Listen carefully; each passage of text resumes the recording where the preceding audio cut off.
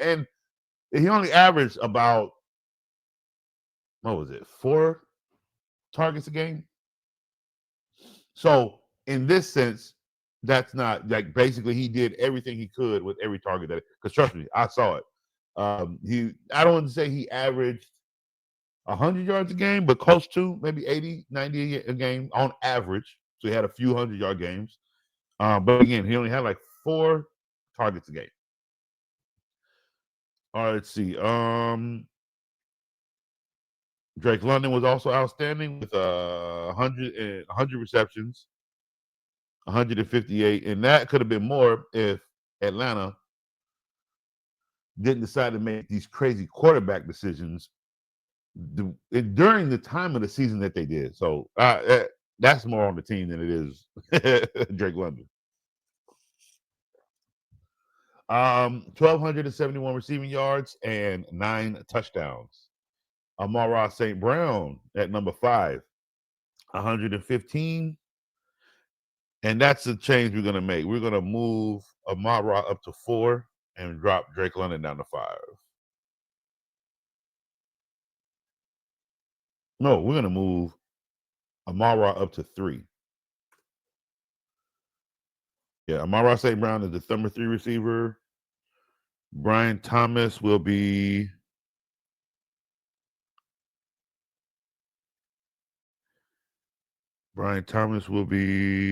number 4. And Drake London will be number 5. Number 6, Jerry Jeudy, 90 receptions, 145 targets, off of 145 targets. And let's see, what's that? 1,229 receiving yards, but only 4 touchdowns. And that's where it pretty much drops from there.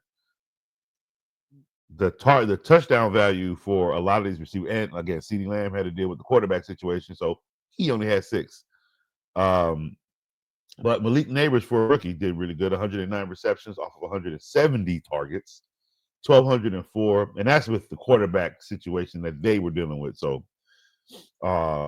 that's 1,204 receptions for 7 touchdowns. That's why he only had 7 touchdowns. Granted, that team sucked. But Malik Neighbors did have a stellar year as a rookie. And I'm one who actually did not have him on my radar. So Coach did miss out on Malik Neighbors. I had Brian Thomas. I didn't miss out too much. CeeDee Lamb, 101 receptions off of 152 targets. 1,194 receiving yards, only 6 touchdowns.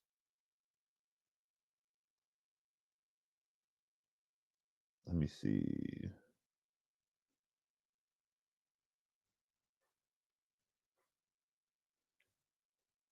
Did I mess up my numbers? At number 9.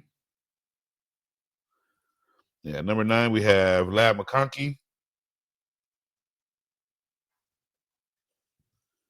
Let's see, 82 receptions off of 112 receiving yards, but he was able to get 1,149 yards off of that, which is actually pretty good. For 7, but he was fed from not. It's like he was fed as the main target, but they barely threw the ball because they did run the ball pretty efficiently, I guess you could say, for what the Chargers normally don't do with running the football.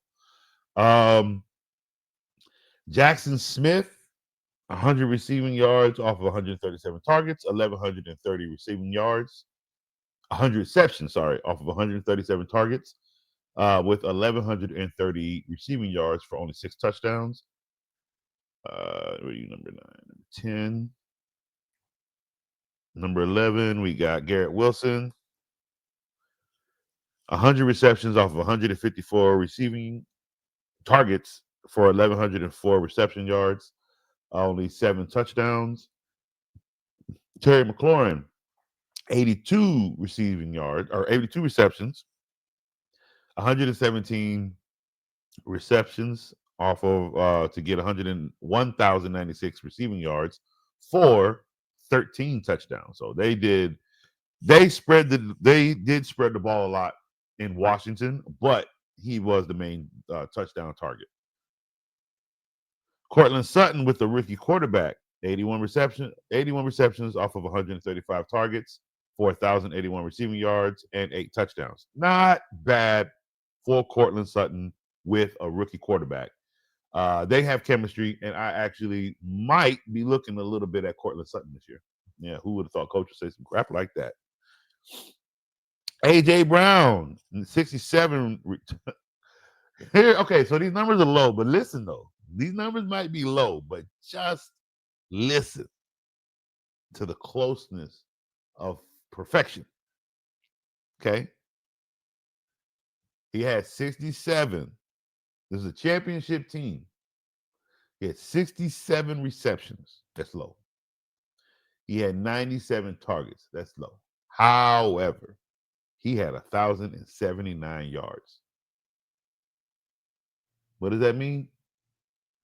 Well, on average, he had the highest yards per catch, second highest, 16.1.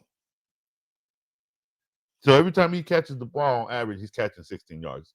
This is why his target and reception value is low. Mind you, Jalen Hurts' numbers were low. I think he barely threw 2,000, 2,900, something. It was low, right? However, they ran the ball. Saquon Barkley had 2,000 rushing yards. So what 67 and 97 means is that is how close this man was to perfection. Of no matter when he got the ball, he did something with the ball. That's very, very important. Mind, this is a championship team. It's not that the numbers are low like they didn't do anything. It's where the numbers went.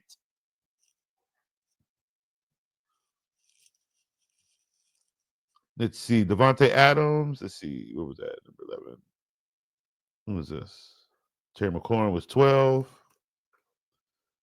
Cortland Sutton was 13. AJ Brown, 14. Devontae Adams at number 15 with 85 receptions, 141 targets. So he was fed. But he was fed. 1,063 yards on 8 touchdowns. His value is still good. So I think Devontae Adams, even though he is 15th this year, Devontae Adams should be in the top 10 at the end of next year playing with the Rams. Number 16, Zay Flowers. I'm very disappointed in this kid. 74 receptions off of 116 targets for 1,059 yards and 4 touchdowns. That's why I'm a little disappointed. I'm not sure what the Ravens are getting out of Zay Flowers. You know what I mean? Absolutely. He absolutely did. He made the most of that's the point. And it was one other receiver that had the same similar look. Like, I think it was Lab McConkey. It's what they did with the opportunities of the football. Like, he's not sitting here with 185 targets and catching 125. I get it. It was low, 97 targets. But he caught 67 of those. Like, think about that. It could have been 20. He could have been 97, only caught 27. Meaning he had a lot of misses. He didn't have that many drops. I think that's the part people that throughout the course of the season, if you look at it as a whole, he had that many drops. Let's do the math. You know, coach. Let's go do the math. Where you at? Let's go do the math. You got a calculator? You got a calculator? Where you at? 67 right about 97. 70%.